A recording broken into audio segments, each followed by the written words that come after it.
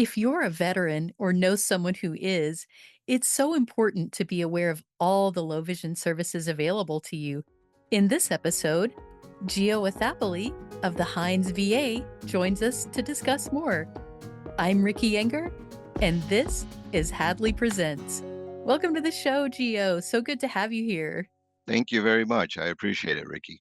I am delighted to have the chance to talk with you as we learn a bit more about services available to our veterans. And we actually have a member or two who have gotten services from the VA, and they're always such fierce advocates for it. They love to tell anyone about all the cool things available. And I'm so looking forward to learning more about that from you as well. So, before we get into our questions, why don't you just tell us a bit about who you are and what you do? You're here at the Heinz VA close to Chicago, right? That is correct. So as you said, my name is Gio Athappoli, and I am a legally blind individual. I was able to do my internship after my studies and here at Heinz at the Blind Center in the VA. And I've been here about a little bit under 20 years right now.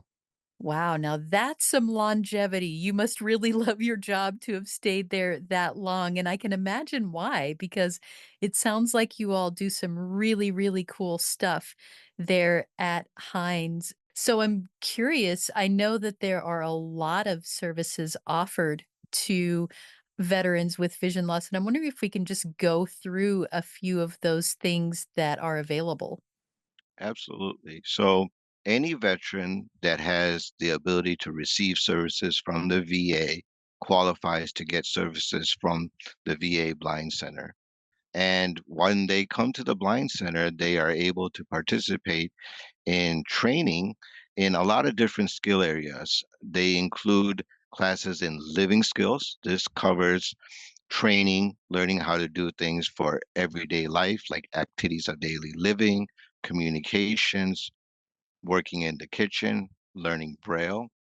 Then we also offer training in orientation and mobility. This allows veterans to learn how to use the long white cane for independent travel. We also offer manual skills. This is a class in which we learn, veterans get to learn how to use their non-visual skills and adaptive techniques in different activities like leatherwork, woodworking, small engines, and music. We also have the class of visual skills. This is where we are able to teach veterans how to use and maximize their remaining vision with different things like magnifiers and other low vision aids. And then finally, we have the Access Technology Department, where we teach both computers as well as smartphones, like the Apple iPhone and other iOS devices, so that they are able to use the technology, that growing technology bubble that we are in today. Oh, yeah, for sure. It's so, so important. So let's say that someone has a need for a magnifier at home, and once they learn how to use that, are those devices provided to veterans, or how does that work? Absolutely. So yeah, that's one of the greatest benefits that we are able to do through the VA Blind Center is to be able to issue different things like computers and all the peripherals that come with the computers, iOS devices like the iPhone, iPad, and different things like that, as well as magnifiers, CCTVs, and other low vision aids. That's fantastic. One question that has come up when I've spoken to veterans, and I'm sure that people wonder, they might think, well, I lost my vision once I was not on active duty, so I probably don't qualify. But I'm wondering if that's true. Do you have to have experienced your vision loss during your service? Or what if it's something like age-related macular degeneration or anything like that? Do you still qualify? So the answer to that question is that any veteran that is eligible to receive services through the VA is eligible to receive blind rehabilitation services. And I think one of the unique factors that we are able to do that might be slightly different from other rehab centers, such as at the state level and things like that, is that a person may not need to even be legally blind. You may have some functional vision loss, and you can still be able to be eligible to get some services through the blind rehab VA program. Yeah, absolutely. You're right. Because with state services, you may need to be legally blind. But you're right. Just because you have some functional vision loss, that doesn't necessarily mean that you're legally blind. But nevertheless, you still qualify for these services, which is really, really good. So I guess that begs the question then, how does someone get started to apply for services like this? Kind of what's the process? So most of the veterans that come through our program, just like most individuals that experience with vision loss, they didn't expect this to happen to them. It was not Mhm. something that they were born with. So they probably started off going to their primary care doctor, and that's where they started experiencing some vision loss. Then they probably went to the eye clinic and then followed up with their eye care. And at some point they get connected to what is called the VIST coordinator, which is the Vision Impairment Service Team. And this individual is the one that usually schedules them to come to the blind center to receive services. And that process, once they have connected with the VIS coordinator, they will usually get an admission date within 28 days. Once they got that admission to the blind center, then once again, they can be able to get services either through inpatient training, outpatient training, or through VA Video Connect, which is the remote training.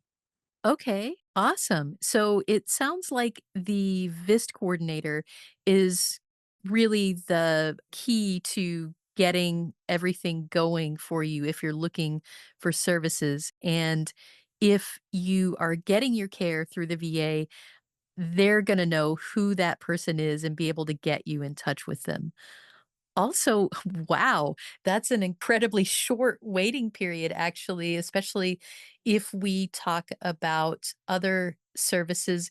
You may be waiting 9 months, a year, in some cases, a couple of years. And that is true for various kinds of services. So just because you're getting orientation and mobility training, you may still be waiting for technology training. So it sounds like with services from the VA, it's happening a lot more quickly, which is wonderful. Do services tend to, let's say you're doing outpatient services, so you're not going through some of the more intensive training that you might do in an inpatient setting. Are all of those services happening at once, or do people get signed up for a couple and then maybe a couple more? How does that work? Usually that's very dependent on the geographical location of the veteran and what services are available. Not every location has, blind rehab outpatient services. And typically when they do have outpatient services, it's usually one skill area at a time. So somebody might come out and teach them for mobility for 2 hours, and then, they might have to come back after a week or two or 3 weeks to do, additional training.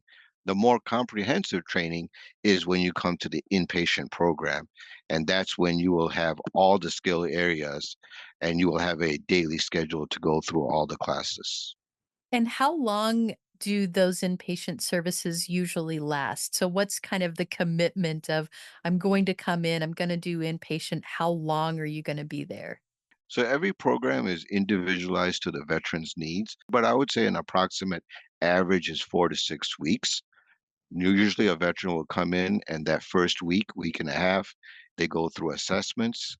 During the time of the assessments, the veteran and instructors can be able to decide together what are the goals that the veteran needs to accomplish, and that can determine how long they want to be able to stay. So I would say about 4 to 6 weeks is a good average. Yeah, that totally makes sense. And once someone has done, whether it is this very intensive inpatient services or maybe they've gotten a couple of outpatient things and maybe they've learned to cook, they've done some cleaning, but suddenly they're like, hey, I really need to brush up on my technology skills. Is there a limit to the amount of services that a veteran can get, or is it really just as you discover, as you're going through your daily life that you need something, then, the VA services are here for you? So there are no limitations on how many times a veteran can come through the program, whatever program that may be, whether it's inpatient, outpatient, or remote training.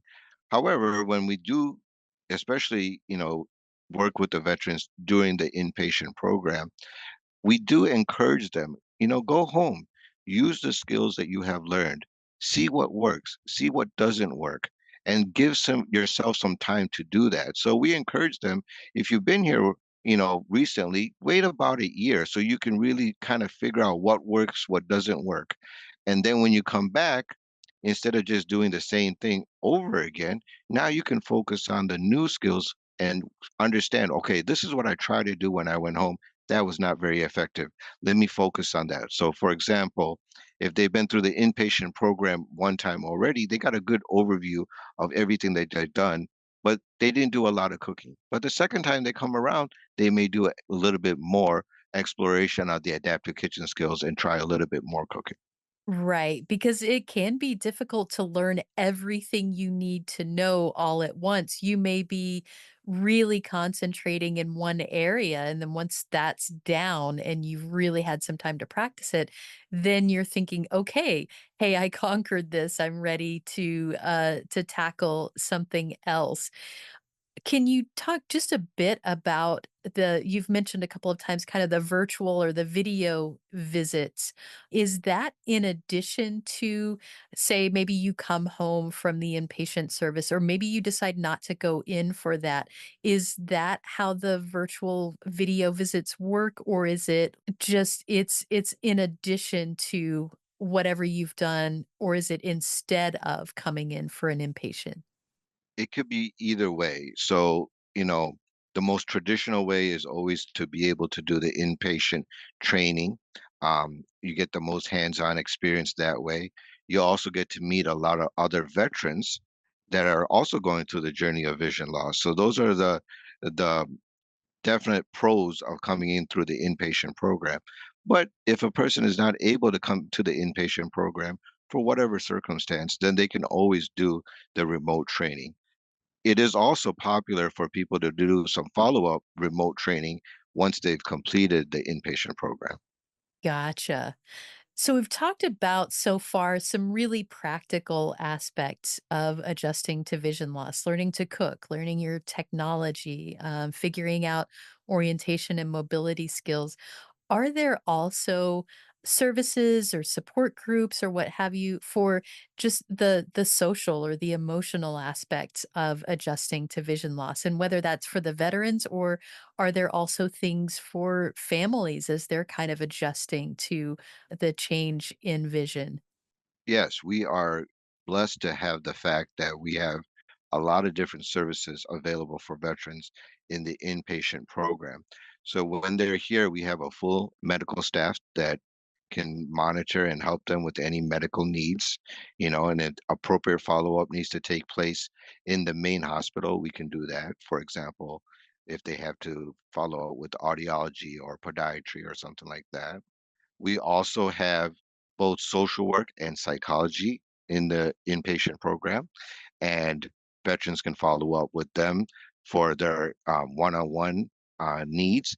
There's also a lot of group classes that we offer, and in these group classes, we discuss different options of how to transition through the journey of vision loss, how to improve confidence and empowerment, how to integrate what you learn into everyday life and society.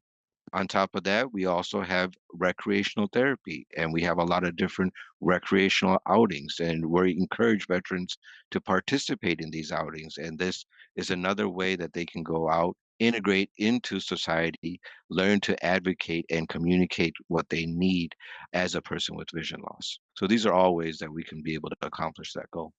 That's great, and I think it is so powerful, just as you said before, to be able to meet other veterans who are going through this journey just like you are. We know that having that community feeling, that feeling of it's not just me and I'm not alone can really go a long way in the adjustment process. Absolutely.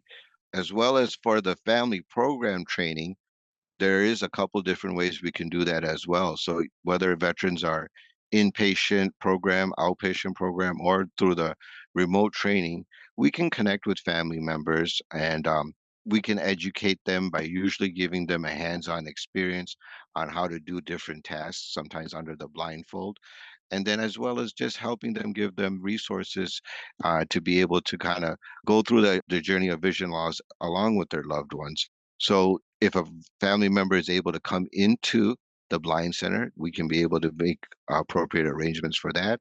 If they're not able to travel for whatever means, we are able to do conference calls or even video calls with family members. So these are other ways that we can work with family members to be able to help them go through the process as well.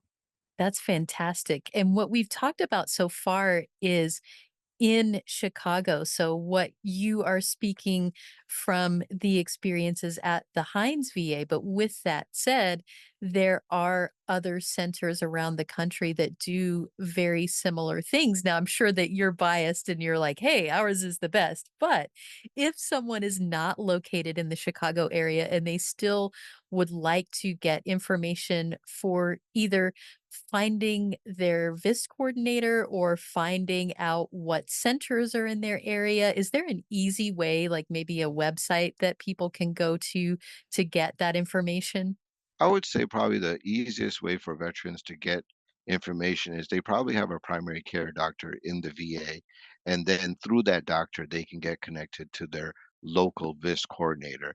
And from there, they can see what services are close to them and what are available for them. I think that would be probably the easiest way for people to be able to get information. There is the VA website, and you can be able to go through that kind of links to be able to find different information. But some of that stuff, it may be different in different places throughout the country. Right, and then, of course, it can be confusing doing these searches on sites, and you go down a certain rabbit hole, and you're like, "How did I end up here?" So, it sounds like the VIS coordinator is really the best place to start and just to get in touch with that person through your primary care individual at the VA.